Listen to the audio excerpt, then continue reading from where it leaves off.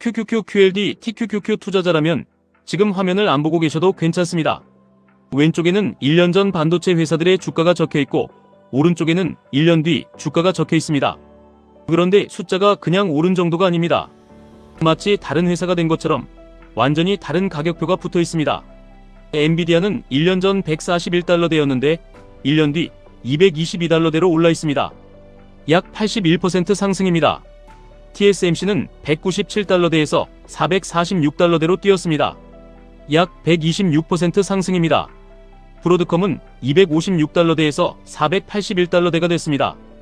약 87% 상승입니다. 삼성전자는 57,800원에서 36500원으로 표시되어 있습니다. SK하이닉스는 217,500원에서 236만원으로 표시되어 있습니다. 마이크론도 102달러대에서 1064달러대로, 샌디스크도 38달러대에서 1716달러대로 표시되어 있습니다. 이 숫자를 하나하나 외우실 필요는 없습니다. 핵심은 하나입니다. AI가 반도체 회사들의 몸값을 완전히 바꿔버렸다는 겁니다. 1년 전에는 그냥 좋은 기업으로 보였던 회사들이 1년 뒤에는 시장의 주인공이 되어 있습니다. 그리고 더 무서운 건 이 정도 상승이 있었는데도 많은 개인 투자자의 계좌는 그렇게 변하지 않았다는 겁니다. 왜 그럴까요? 좋은 종목을 몰라서가 아닙니다. AI가 중요한 걸 몰라서도 아닙니다. 대부분은 알고 있었습니다. 엔비디아가 중요하다는 것도 알고, TSMC가 중요하다는 것도 알고, 하이닉스가 HBM으로 주목받는다는 것도 알고 있었습니다. 그런데 계좌가 크게 변하지 않은 이유는 알고만 있었기 때문입니다. 실제로 비중을 씻지 못했고, 흔들릴 때 버티지 못했고, 조정이 왔을 때 다시 사지 못했기 때문입니다. 이게 QQQ QLD TQQQ 투자자에게 정말 중요한 부분입니다. 우리는 매일 종목 하나를 맞히려고 시장을 보는 게 아닙니다. 큰 흐름이 어디로 가는지 보고 그 흐름에 내 계좌를 어떻게 태울지 정해야 합니다. AI 반도체가 이렇게 오른 건 단순한 테마가 아닙니다. 돈의 흐름이 바뀐 겁니다. 예전에는 반도체가 경기 좋아질 때 같이 오르는 업종처럼 보였다면 지금은 AI 인프라의 심장처럼 움직이고 있습니다. 데이터 센터가 늘어나면 칩이 필요합니다. 칩이 필요하면 파운드리가 필요합니다. AI 서버가 많아지면 HBM이 필요합니다. 전력도 필요하고 냉각도 필요하고 저장장치도 필요합니다. 이 흐름이 한 회사만 올린 게 아닙니다. 엔비디아, TSMC, 브로드컴, 삼성전자, SK하이닉스, 마이크론, 샌디스크까지 AI와 연결된 반도체 체인 전체를 움직인 겁니다. 그런데 여기서 사람들이 가장 많이 실수합니다. 숫자를 듣고 갑자기 마음이 급해집니다. 1년 전에 샀으면 인생이 달라졌을 텐데 지금이라도 TQQQ를 더 사야 하는 거 아닐까? QLD 비중을 더 키워야 하나? QQQ만 들고 있으면 너무 느린 거 아닐까? 이런 생각이 한꺼번에 올라옵니다. 하지만 시장에서 가장 위험한 순간은 좋은 이야기를 듣고 나서 내 원칙을 잃는 순간입니다. AI가 대단한 건 맞습니다. 반도체가 주도주인 것도 맞습니다. 하지만 좋은 흐름과 좋은 매수 자리는 다른 이야기입니다. 좋은 산업이라고 아무 가격에 사도 되는 건 아닙니다. 좋은 ETF라고 내 멘탈보다 큰 비중을 실어도 되는 건 아닙니다. TQQQ는 특히 그렇습니다. 상승장에서는 계좌를 빠르게 키워줄 수 있습니다. 하지만 하락장에서는 내 판단력부터 흔듭니다. 10% 빠질 때는 괜찮은 척합니다. 20% 빠지면 계산기를 두드립니다. 30% 빠지면 내가 왜 이걸 샀는지 후회합니다. 그리고 40% 가까이 흔들리면 많은 사람은 가장 팔면 안 되는 자리에서 팔아버립니다. 그래서 TQQQ는 확신으로 사는 게 아니라 감당 가능한 크기로 사야 합니다. 오를 것 같아서 사는 게 아니라 떨어져도 다시 살 수 있는 구조로 사야 합니다. 내가 잠을 못 잘 정도라면 그건 투자 비중이 아니라 욕심입니다. 내가 가족에게 짜증을 낼 정도라면 그건 전략이 아니라 중독입니다. 레버리지는 계좌를 키우는 도구가 될 수도 있지만 기준이 없으면 사람을 먼저 무너뜨립니다. 그럼 QQQ만 들고 가면 되냐고 물으실 수 있습니다. QQQ는 가장 단순하고 가장 오래 버티기 쉬운 선택입니다. 하지만 단순하다고 생각 없이 들고 가라는 뜻은 아닙니다.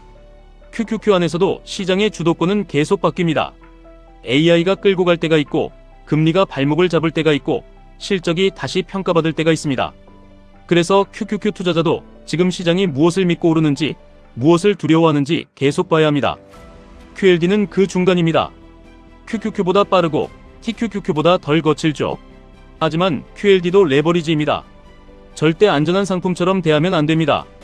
다만 장기 방향을 믿고 매수 시점을 나누고 현금을 남기고 하락장에서 버틸 수 있다면 많은 개인 투자자에게 현실적인 중심축이 될 수 있습니다. 무작정 TQQQ로 한 방을 노리는 것보다 QLD를 중심으로 꾸준히 쌓고 큰 조정 때만 TQQQ를 섞는 게 훨씬 오래 살아남는 방식일 수 있습니다. 저라면 이렇게 봅니다. 평소에는 QQQ와 QLD로 방향을 잡습니다.